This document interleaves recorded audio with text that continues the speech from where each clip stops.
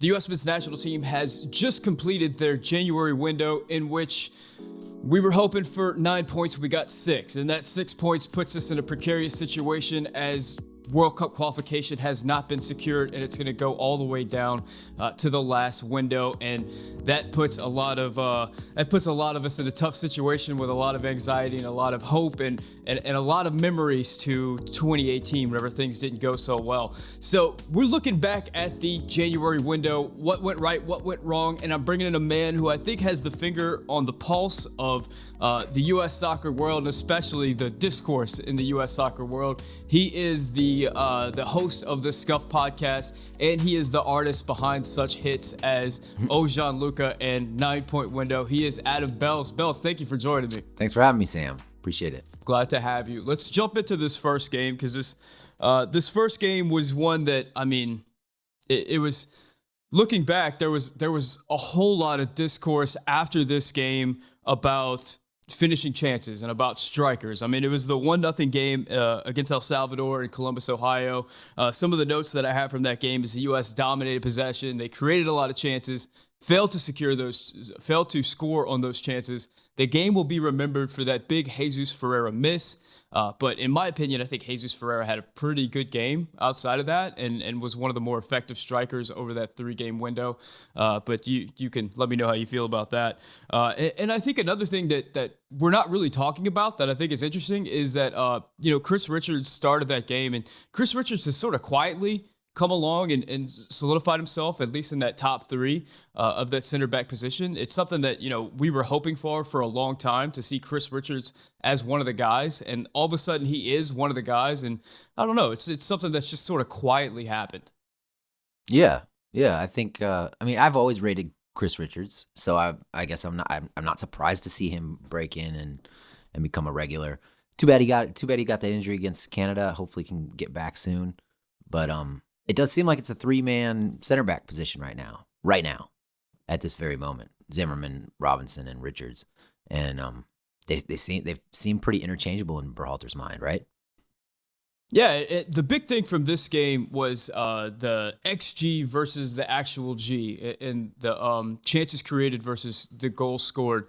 What were your thoughts on Jesus Ferreira in that game? And I think also Christian Pulisic has to be mentioned there, because that was the first game where people were sort of starting to question, like, what's going on with Christian Pulisic in this U.S. men's national team setup. He was dropping in a lot, didn't have a lot of joy out there. Yeah. Yep. I did not think Pulisic played well. I guess everybody shares that opinion.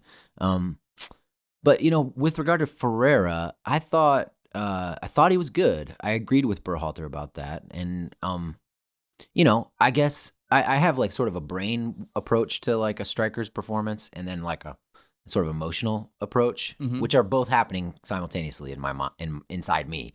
But the brain approach is, hey, like the cerebral part of me would say, hey, Ferreira was great. He got into some really good spots. Not everybody finishes their chances. Everybody regresses to their XG over time. So we want a striker who's getting into chances. He not only did he have the big miss on that volley coming across like the back post, he also created a good shot for himself with his left foot that he put over the bar. And my co-host Greg made the point, I don't know how many of our strikers can do that. Take a deft little touch to lift it over the defender, get around him, and then get a good shot off. They can do it sometimes, but I think Ferreira is the trickiest in those tight spaces of our striker options. He does that a lot. I remember the game against Mexico. He had that little touch that opened up space for Weston McKennie to get that second goal.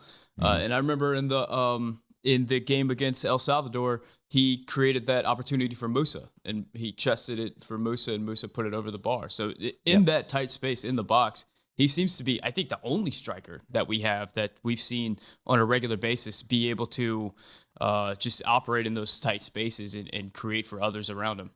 I have a personal axe to grind on this, which is that I really want there to be a Mexican-American star on the national team. And so I favor Ricardo Pepi for that reason. I want him to succeed. I want him to be the 9 for the U.S.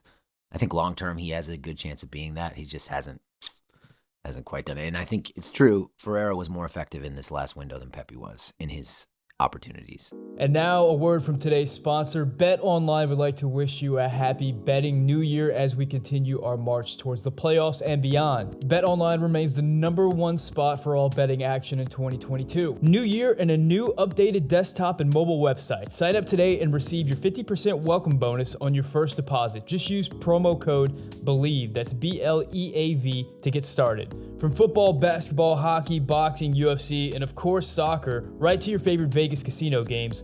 Don't wait to take advantage of all the amazing offers available in 2022. BetOnline is the fastest and easiest way to wager on all your favorite sports. BetOnline, where the game starts. I think my axe to grind would be Sargent. I want Sargent to be the guy. I think that he's just the most complete striker if he can score goals, if he can do it in the box, and we haven't seen that. And it just goes back to this discussion of the strikers for the U.S. men's national team. It seems like a box of broken toys right now. It's just a bunch of guys that can do some things but not everything, and nobody seems to be scoring goals right now. So even though I don't know about Ferreira, man. I mean, he's got the DP money at Dallas this year. He's gonna be getting a lot of play at Dallas, and we've seen lately that if you're pretty good at FC Dallas, that means you're at least good enough to play, at a lower tier Bundesliga team. Like that's been pretty secure.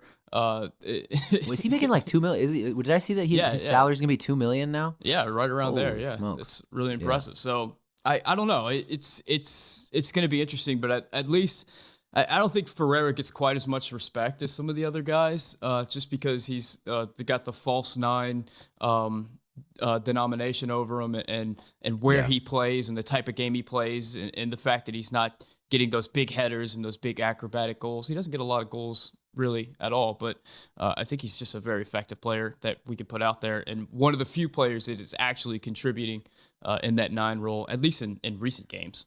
Yeah, I mean, Greg, my co-host, is a huge Ferreira fan, so it's like almost like a running bit on our podcast now, how much he loves Jesus Ferreira. So he gets plenty of respect from our podcast, but yeah, I think you're right. He doesn't fit the profile of like the classic number 9, and I think we all kind of want that, the big guy who goes flying through the air and heads it in, or broad shoulder hold up play, that kind of thing.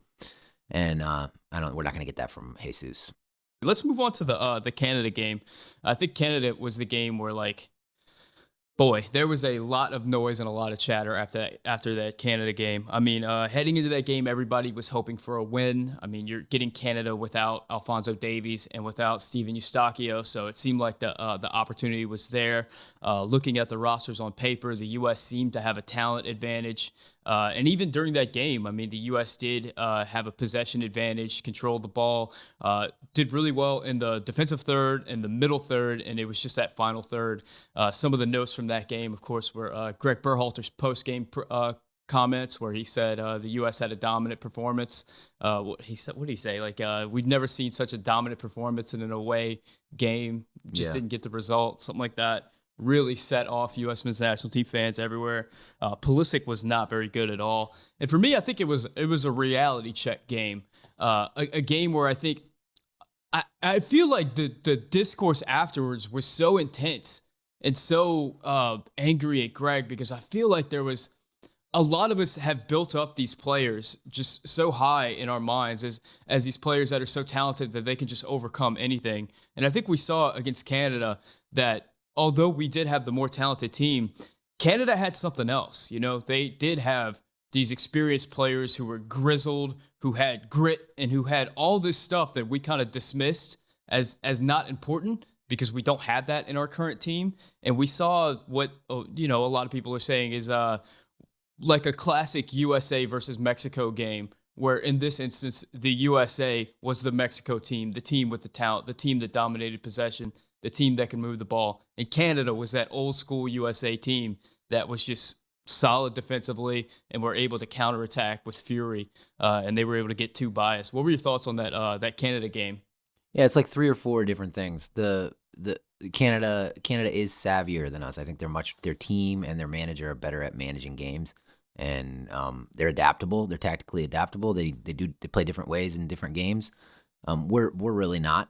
We play one way. Not at all. No. And we play one way, and if it doesn't work, it doesn't work. And then And then the other thing is like we have struggled to score goals, particularly against the low block, the whole qualifying cycle. And that's a really hard thing to do in soccer, right? It's difficult to score when the other team has two banks of four inside their penalty box or close to it. But we haven't demonstrated an ability to do that, and this game was no different. And then we get the mistake, sort of a cascading series of mistakes from Matt Turner and Miles Robinson, and a nice play by Kyle Larin, and then we're chasing that game, and that was not how we wanted that game to go. So going down 1-0 in the first 10 minutes, worst possible outcome. But we couldn't figure it out. I mean, soccer's a finicky game, man. Because like, what if McKennie puts that header 2 feet to the right or 2 feet to the left, the one right at the end of the first half that Borjan made the good save on? Maybe it's a totally different situation. It's just like, that's variance. That's a little bit unlucky, but yeah, we couldn't solve it, and we couldn't manage that game in a way that gave us a chance to win. And that's I think pretty par for the course in tough away games for the U.S. Yeah, I think you're speaking to sort of the two sides of my brain that are looking at that game. Like, I do understand that there is variance in soccer and that the best team doesn't always win. I mean, we saw the other day that Manchester United lost to what was like a second division team in the FA Cup or something like that. I mean, and that's not something that's like a huge shock. Like, that happens every year. Somewhere in the world, some top team loses to some second division team. I mean, it in a cup game, it happens every year. It happens in soccer. It's very difficult to break down a team that's playing that defensive. And if they happen to get a goal up on you, then it becomes 3 times as difficult to break down that team. That's just part of it. But at the same time, there are some things about this game that are scary for U.S. fans. And I think the first one with Greg Berhalter is the lack of flexibility, like you mentioned. That's been discussed ad nauseum at this point. I mean, the team wants to play one way, and if that's not working, we still play that way. And what we're not seeing from this team is that grit, is that fight, is that need to just, whatever it takes to get a goal in the back of the net. I don't know if we have that type of player on this team. Like, there's a few guys that might qualify for that, but I mean, how many guys do we have on the squad that are like Brian McBride, broken nose, bloody face type dudes that are like, just going to get after it? Maybe they'll get there. Maybe they'll get there a little bit whenever they get older. But at the moment, I don't know if we have that. I think Canada has a lot of that. And I think that was one of the things that I took away from this game. Like, there is something to be a grown man, Yeah. Yeah. But I think sort of maybe a little more boring thing that happened is, in our system against the low block, when we have all the possession, which Canada was happy to concede to us. I'm not saying we dominated the game. I don't agree with Greg Berhalter on that. But in that system, we need our wingers to make a difference, to be difference makers. We didn't have Tim Weah because of the vaccination snafu, whatever. And then Christian Pulisic played badly. Like, we got him isolated against Alistair Johnston on the left side inside the penalty box, and he just kind of, I don't know, dribbled into a crowd and fell on his bottom. And like, that's, if he's not making a difference and Tim Weah is not there, we're gonna have a hard time. We're gonna have a hard time breaking somebody down. So yeah, I can acknowledge. I'll acknowledge that maybe we need more of like a Brian McBride, broken nose kind of guy. But it's just hard to, like, I don't know, how do you engineer that? It's just gonna take time, and we need people to kind of emerge. I feel like McKennie has some of that vibe. I think a lot of that is just going through wars, man. It's just experience and just having played a long time. I don't know if that's something that you ever really associate with a really young player like the U.S. has. And that's kind of the reality check for me, is just like, this team is very young, and that's going to rear its head at times. And I think we saw that in the Canada game. Just that lack of whatever the U.S. had against Algeria, whenever Landon Donovan scored his goal, whatever that thing was, is not really present in this team. We don't really see a lot of like come from behind, gritty, whatever it takes to make it happen. I don't know. I don't know. I don't know if I agree with that. No? Maybe. Yeah. I mean, I mean, the Algeria game was one game that, at the end went our way. If we lose that game, if we get unlucky and lose that game, then nobody thinks of those guys as gritty. I don't know. I feel like the grit thing is it's a post facto sort of explanation for things. A little bit. I don't know, man. I don't know. It's something that's come to been associated with the U.S. national team for a number of years, and it's something that a lot of the players point to. I'm talking about post players. I mean, Hercules Gomez kind of had that scathing after game report on the U.S. national team about that. I heard Eric Winalda kind of have similar sentiments. Of course, Winalda says stuff like that a lot, directed at this team in particular. I've heard. Well, let me ask you this: was the win over Mexico in Nations League? Was that a gritty win? Yeah, a very ugly game. Yeah, I mean that's true. Yeah, that's a fair Gold point. Cup run.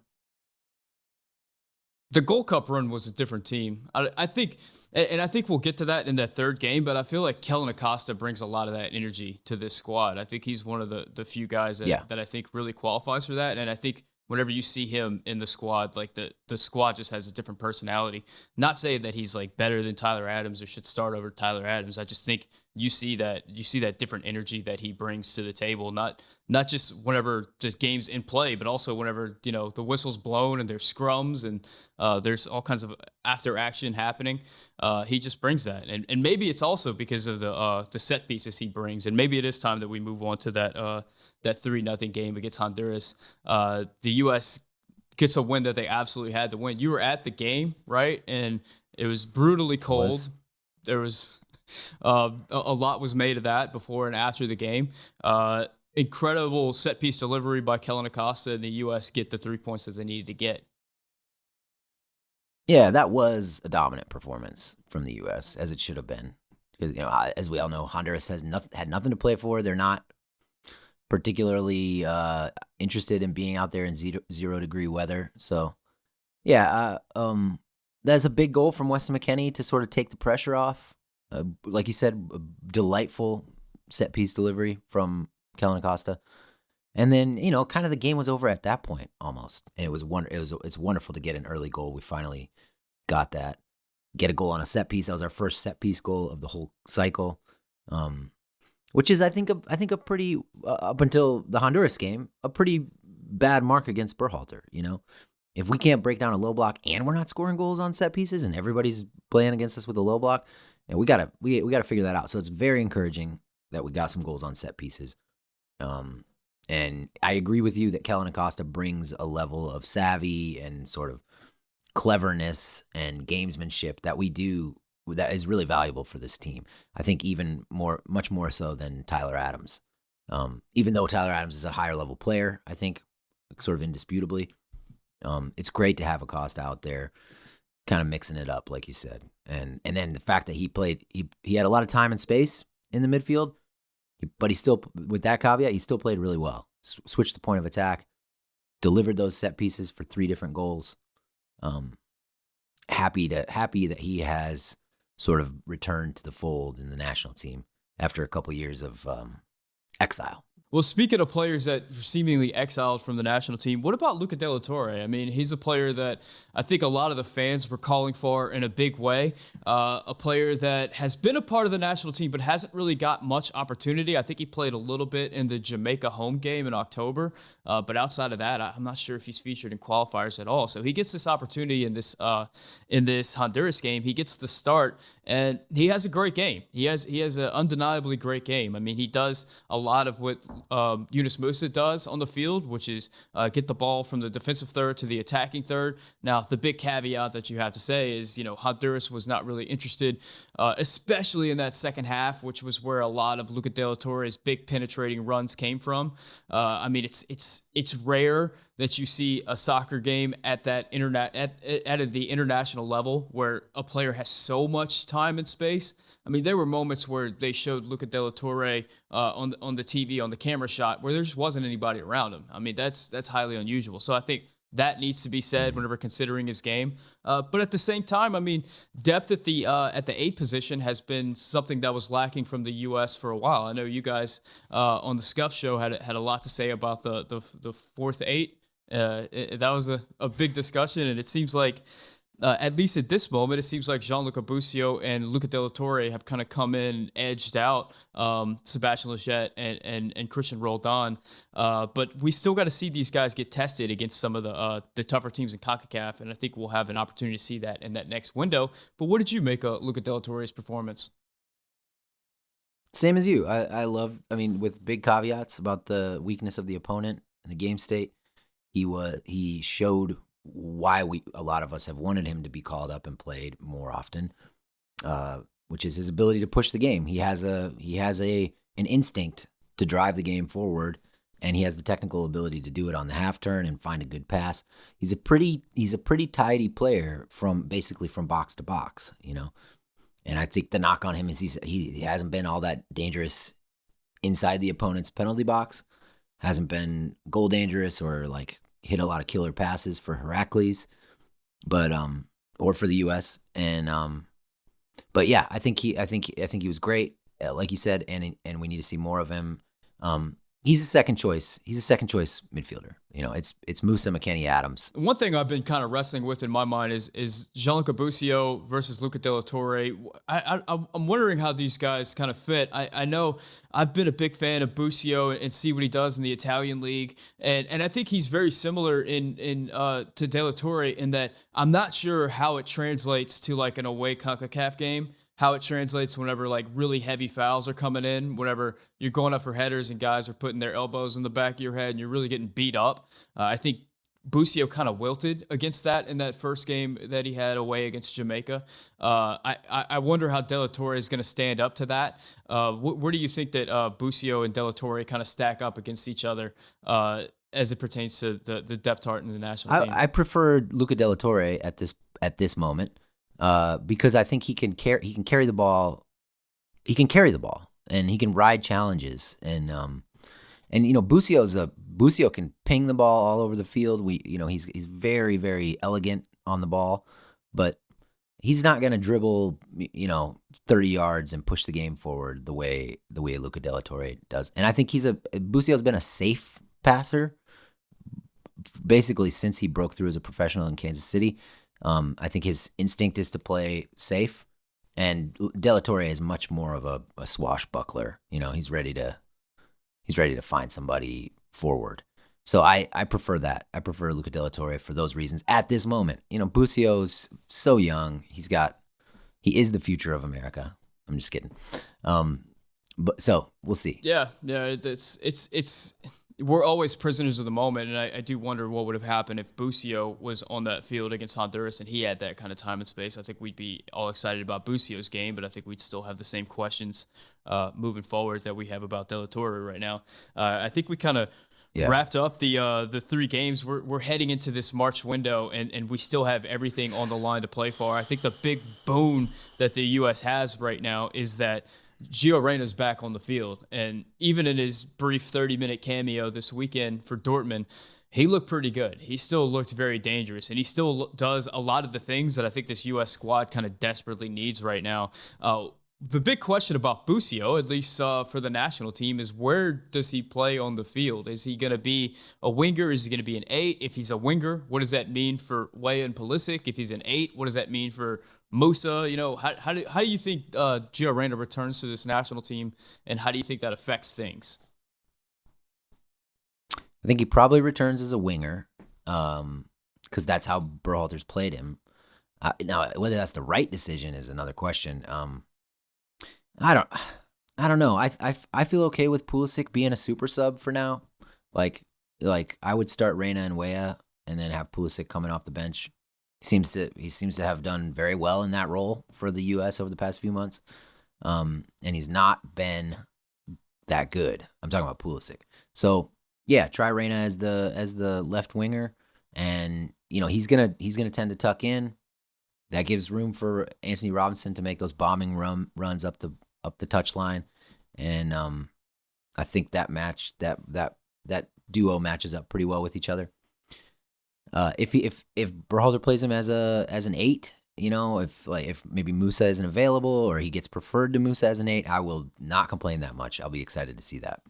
Yeah, he's one of those players that can be effective wherever he plays. I think that the question I have is like, where do I want Reyna on the field? And that's like, I want him with the ball at the top of the box. You know, I want him to be able to get that ball right there. And what position, at least in Berhalter's system, is going to be the most effective for that? And I think it's the winger position right now. I think if he plays 8, there'll have to be some Yeah. changes to the way the 8s play. I mean, currently the 8s in Berhalter's system drop back a lot. They do a lot of defensive dirty work, and they do cover for Robinson and Dest whenever they get forward. And I don't really want Gio Reyna covering for Robinson and Dest whenever they get forward. I want him a part of that. So there'll have to be some reworking of the system, but I mean, it could work. I'm not saying it couldn't. I mean, he's a phenomenal player. Worry. I guess I do worry. Like, one of the problems with Pulisic in this past window was he didn't make enough runs in behind to stretch the back line from the wing. Apparently something Berhalter really wants from his wingers. Now, Tim Weah does it beautifully. Pulisic didn't do it. It's kind of hard to imagine Gio Reyna doing it. He's not that's not his game really. But I mean, he did almost score on a run in behind for Dortmund over the weekend, so that's a appealing thing. Yeah, he has done it. The other thing about Pulisic is he just wasn't effective whenever he got the ball. I mean, what was the stat in the Canada game or the El Salvador game that he lost the ball half the time that he had it? Like of the 30 times that he had it, he lost possession 15 times. I don't see Gio Reyna having that same issue. I think Gio Reyna is way better at retaining possession and doing something positive with the ball. So I don't think it's as big an issue. And Pulisic's just in a funk right now. But again, I think Gio Reyna could be effective kind of wherever you line him up. There's even people that want to see him at the striker position to see what he could do there. And, maybe he could do that too. I mean, I think he's that good. I think he could play really anywhere in the attacking third of the field and be effective for the U.S. Yeah, it's funny. I agree with you. I think he's that good too. We still haven't really seen him with the national team that much. That Nations League final and one of the qualifiers so far. So there's still a lot we can get out of him. Yeah, he's got 9 games for the national team. He's got 4 goals in 9 games for the national team. That's pretty wild, especially considering one of them was, or 2 of them were Nations League games that were really competitive, and one of them was that El Salvador game that was a World Cup qualifier. So of his 9 caps, 3 of them were super competitive games, and he's got 4 goals for the national team. That's a pretty good start for a career. One thing I do want to discuss with you that I think really sets the Scuffed Podcast apart in the crowded U.S. soccer community is you guys are so phenomenal at bringing new terms, words, and phrases into the lexicon of the U.S. soccer world. And I have like a few that I wrote down, and I want to kind of go through these. And I want to know, like, do you guys intentionally try to come up with these things, or is it just on the fly? Like, I have a few right here, like battleship. A defender is a battleship. Usually John Brooks is referred to as a battleship. Yeah. I've heard you guys say do a defender. I've never heard that outside of the Scuff Podcast. Of course, the parabola, the Josh Sargent parabola is a classic. Half space merchant, I think, is something that you guys brought to the table. Little brothered, associated with Brendan Aronson, to be little brothered, I think is a classic. And the last one is one, it's from a while back. I don't even know if you remember this, but I think you guys call it the Scuffed theorem, which is this idea that the U.S. was going to continue to develop players at the same rate over like once every 4 years or so. And I thought that was a really interesting thing. Is this something that you guys intentionally do, or is this just all on the fly? Well, I gotta admit that, like, of the ones you just read, I think they're all Greg Velasquez's coinages, and except for the parabola, which is from Vince Irvin. So yeah, I think Greg. I mean, I haven't discussed it with him, but he does make an effort to like come up with like a memorable way of making his point, and he does that. I think he's really good at that. And I think Vince does the same thing. And he's a more recent addition to the podcast, but he's been recording with me and Watke for 3 months now.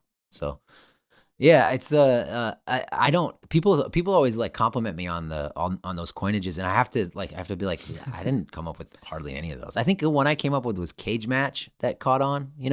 He wins in the cage, but that's like my only claim to fame. It's all Greg and now Vince and Watke. So I'm just the water carrier. I'm the piano mover. They're the piano players. Well, credit to Greg Velasquez because they're so good. It's hard not to just use them because, like, I mean, Yeah. John Brooks as a battleship. I mean, what a perfect way to describe that player. Brendan Erickson getting little brother. Like that is just it's Yeah, perfect, It's so hard not to use those. Now, one thing that you have brought to the US soccer world is these songs. I mean, you've released a few songs at this point. There was the 9-point window one, which was a great song, and just the moment didn't live up to the song, and it's a shame. I hope that we get a 9-point window so that the song can get its due.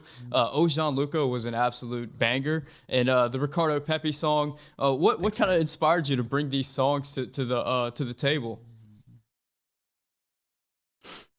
Oh man, I don't know. I actually don't really remember why I did that with the Ojan Lucas song, but the Ojan Lucas song, I don't know. I was on my porch watching some clips on Y Scout of his game against AC Milan, and I was like, "I'm sorry, Gianluca. I underestimated you. You are an elegant player at a high level." So that was the sentiment, and then I don't know. I just started singing. I have a hard time figuring out what do people really think about the music, because I think there's a fair number of people who are like, this is weird and like not very cool, and but then there are people who are like, yes, do more songs. So I don't have a good sense of public opinion about the music, but we tried to sing at a big get together in St. Paul, and got some pretty good participation. Had some song sheets. We sang O Gianluca and a song about Serginho Dest that I have not released to the public. So, we're gonna be in Orlando. We're gonna try to do. I learned some things in St. Paul. We're gonna try to get like almost like a choir going to build like critical mass, and then hopefully it spreads through the whole bar or the whole tailgate, whatever we're doing. So I'm still hopeful that the music can catch on more than it has. But yeah, thanks for Absolutely, man. I mean, that's such a cool and unique and creative thing that's being brought to this space, and I think it's so interesting because this U.S. soccer space has just been so fan generated, man. I mean, so much of the stuff is grassroots stuff that's kind of come up. One of the grassroots thing that's kind of come up in this year or the last year has been Watke, and Watke's a co-host on your show, but his breakdowns. I remember whenever he was releasing just comp videos, and then his comp videos sort of transitioned into comp with some analysis. And then he started putting his personality to his analysis. And then his comp videos transitioned to kind of stuff that's going on between the whistles as opposed to during the game. And it's Right. just caught fire. And you see his comps end up on like the national brands sites and stuff. It's commented on by just about everybody throughout the U.S. soccer world from the top to the bottom. And I do have a feeling that Greg Berhalter is now aware of at least the back pass thing. I think he's aware that people are looking out for that. Oh, he's got to be. Yeah, he's got to be aware of it. Yeah, it is crazy to remember that Watke was watching like DC United Academy games just like a couple years ago, and cutting the footage of Kevin Paredes or Moses Nyman in like a U17 game. He doesn't do that anymore. He's gone to the big leagues. But I mean credit to him, man. Those videos are clever, like that doesn't just happen. You got to be pretty smart to do that, and they're so efficient. They're so fast. They move so fast. So I'm a fan along with everybody else. Yeah, and having him on your podcast has been tremendous. I really enjoy his perspective, and it's so different from a lot of the of what you hear in most soccer podcasts, and hearing about like the small German towns or whatever, and like their whatever they're known for. I don't know. I really dig that. Anyway, Adam, I think I've taken up enough of your time at this point. I wanted to thank you for coming on the show. Before we go, can you tell everybody where they can find your content? At Scuffed Pod on Twitter is sort of like home base. scuffedhq.com is our website. And then you can find the podcast on any podcast platform. The Scuffed Soccer Podcast. Absolutely. Check it out. Probably my favorite U.S. soccer podcast, the one that I recommend to everybody. You guys, Thanks, man. Greg Velasquez is just a tremendous asset. Watke's a tremendous asset. Vince, I really enjoy Vince a lot too, and you, of course, just keeping it all together. So thank you, and everyone at the Scuffed Podcast for your contributions to U.S. soccer and helping educate all of us along the way. Guys, thank you so much for tuning in. If you haven't subscribed, hit that subscribe button. If you haven't hit the like button, hit the like button. Thank you guys so much for watching. Shout out to my Tier 2 members, Manuel Oliveras and Mike Irish. For Adam Belz, my name is Sam, and this is the Yank Report brought to you by Bet Online.